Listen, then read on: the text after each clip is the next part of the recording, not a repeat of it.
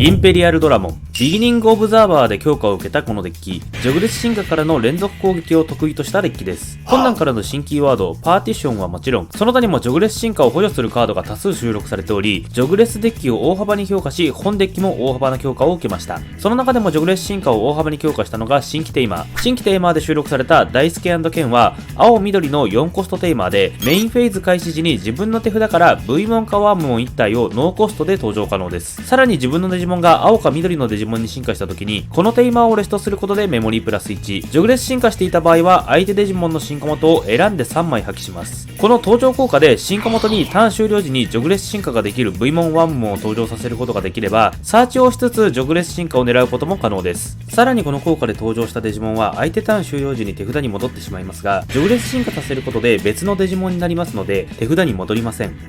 また、メモリープラス効果は、ジョグレス進化だけでなく、通常の進化にも対応していますので、単純な進化補助にも使えます。二つ目の効果は、進化元を破棄できる効果のため、強力な進化元効果を無効化できることはもちろん、本デッキのようなジョグレスデッキにも有効です。新規に収録された V モンワームモンも、ジョグレス進化を補助する効果を持っています。新規の V モンは、緑紫のレベル2から1コスト、チビモンから0コストで進化できる、青赤のレベル3デジモンです。その効果は自分のターン、他の自分のデジモンが登場進化した時に、そのデジモンが特徴にフリーを持つか、緑ならメモリーをプラス1。進化元効果は自分のターンこのデジモンの DP をプラス2000。ワームモンは青赤のレベル2から1コスト、ミノモンから0コストで進化できる緑紫のレベル3デジモンで、メインフェーズ開始時か登場時に自分のターンなら自分のデジモン1体をトラッシュの特徴に昆虫型かフリーを持つレベル4デジモン1体に進化コストをマイナス1で進化できます。進化元効果はターンに1回アタック時に相手デジモン1体をレストさせます。新規の V モンワームモンを使用することで登場進化コストの軽減はもちろん、手札からではなくトラッシュからの進化も可能になり、ジョグレス相手が手札にいないという問題を軽減することが可能になりました。進化ラインも新規で収録されており、XV モンは緑紫のレベル3から3コスト、V モンから2コストで進化できる青赤のレベル4デジモンです。XV モンは突進を持っていることと、登場時進化時に相手ターン終了まで自分のデジモン1体にバトル耐性を付与します。自身に付与することでジャミングのような使い方ができるのはもちろん、突進を使って相手の小粒デジモンの除去や自身のバトル耐性を生かして相打ちを狙うといった使い方も可能です。進化元効果は V モンと同じで、自分のターンこのデジモンの DP をプラス2000します。スティングモンは青赤のレベル3から3コスト、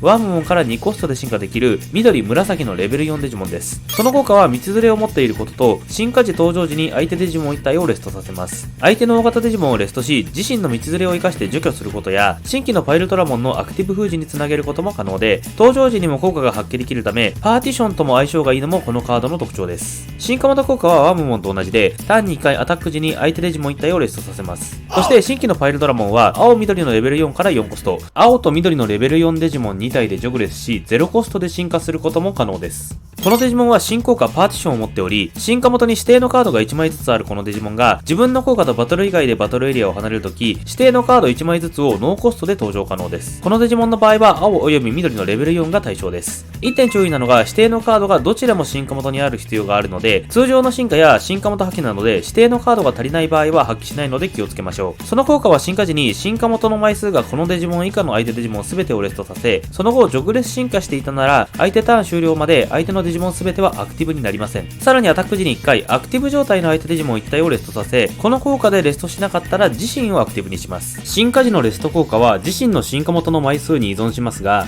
ジョグレス進化できれば進化元の枚数を稼ぐことも可能です。新規のダイスケ&ケンを使えば広い範囲のデジモンをレスト対象にすることが可能です。また、ジョグレス時のアクティブ封じがかなり強力で、相手のデジモンの動きを封じることができるのはもちろん、この効果はこの後場に出てきたデジモンにも有効なので、ガルルモンのような連続アタック系のデッキにもかなり有効です。そして、進化元効果もパーティションを持っています。新規のインペリアルドラモンドラゴンモードは、青緑のレベル5から4コスト、パイルドラモンおよびディノビーモンから3コストで進化可能なレベル6デジモンで、進化時に相手ターン終了まで相手のデジモンかテイマー1体をアクティブ封じします。その後、相手のデジモンかテイマー1体をレストさせることで自分のデジモン1体をアクティブにします。このアクティブ効果は自身でなくてもいいので覚えておきましょう。さらにお互いのターン、効果で相手デジモンが登場、進化した時、自分のテイマーがいるならこのデジモンを手札のファイターモードにノーコストで進化できます。1点注意なのが、相手ターンに相手デジモンが効果で登場、進化した場合、ターンプレイヤーから効果を処理しますので、相手の効果処理後の進化となります。そして新規のファイターモードは、青青緑のレベル5から5コスト、ドラゴンモードから2コストで進化できるレベル6エースデジモンで、エースデジモンは共通効果のブラスト進化を持っており、カウンタータイミングで自分の場に対象デジモンがいればノーコストで進化することが可能です。その効果は登場時進化時に進化元の枚数がこのデジモン以下の相手デジモン1体をデッキ下に戻します。さらにターンに1回、アタック終了時にこのデジモンをアクティブにし、その後このデジモンの進化元にエンペリアルドラゴンドラゴンモードがあれば、